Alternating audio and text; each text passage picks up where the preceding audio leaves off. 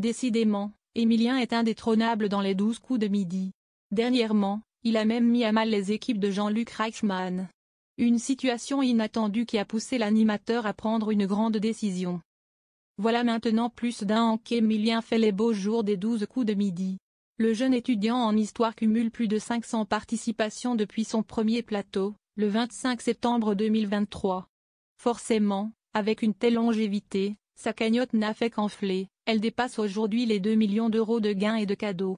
Le jeune homme s'impose alors comme l'un des plus grands champions du jeu de TF1. Et parfois, il se montre même plus au courant que les équipes de Jean-Luc Reichmann.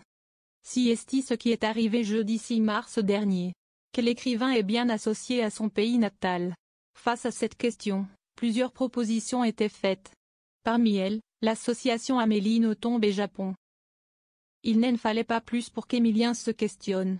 D'après lui, la romancière serait en réalité née à Etterbeek, en Belgique, et non pas en Asie. Une fois, j'étais allé vérifier en parlant avec un ami, avance-t-il alors.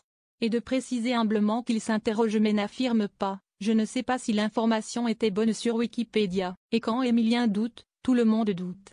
Si Esti ainsi que son adversaire du jour, Paul, a préféré se ranger de son côté et que Jean-Luc Reichmann a réagi à son tour. Il est en train de nous casser tout le jeu, balance le célèbre animateur.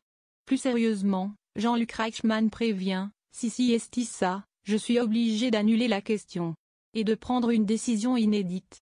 Mesdames et messieurs, ça ne se produit quasiment jamais. Nous allons marquer une petite pause pour marquer la véracité des propos d'Émilien. On ne sait jamais. On va voir ça tout de suite, dans un instant. Excusez-nous pour l'interruption de ce programme, déclare alors celui qui s'était déjà exprimé sur les soupçons de triche dans les 12 coups de midi. Après la pause, la production a finalement tranché. L'équipe éditoriale s'est basée sur les déclarations d'Amélie Nothomb, et son site officiel, où elle déclare être née à Kobe, au Japon. Maintenant, si est contesté par des journalistes. Mais on a pris le parti de croire la personne.